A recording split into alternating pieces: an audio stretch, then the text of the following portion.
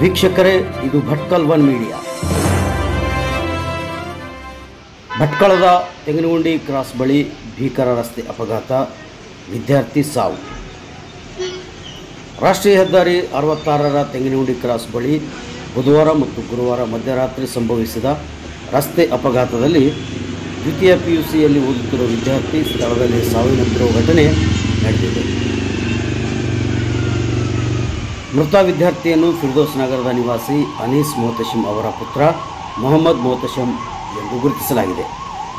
ಮಾಹಿತಿಯ ಪ್ರಕಾರ ಕೇರಳದಿಂದ ಮುಂಬೈಯತ್ತ ಸಾಗುತ್ತಿದ್ದ ಪ್ಲೈವುಡ್ ಲಾರಿಗೆ ತೆಂಗಿನಗುಂಡಿ ಕ್ರಾಸ್ ಬಳಿ ಸ್ಕೂಟರ್ ಅಚಾನಕ್ ಹೆದ್ದಾರಿಗೆ ಪ್ರವೇಶಿಸಿದ ಪರಿಣಾಮ ಲಾರಿಯ ಚಕ್ರಗಳಡಿ ಸಿಲುಕಿ ಸವಾರ ಸ್ಥಳದಲ್ಲಿ ಪ್ರಾಣ ಕಳೆದುಕೊಂಡಿದ್ದಾನೆ.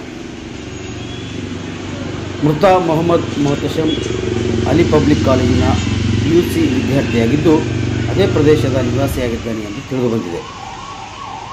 ಅಪಘಾತದ ನಂತರ ಸ್ಥಳದಲ್ಲಿ ಜನಸಮೂಹ ಜಮಾಯಿಸಿದ್ದು ಮೃತದೇಹವನ್ನು ಸರ್ಕಾರಿ ಆಸ್ಪತ್ರೆಗೆ ಕಳುಹಿಸಲಾಗಿದೆ.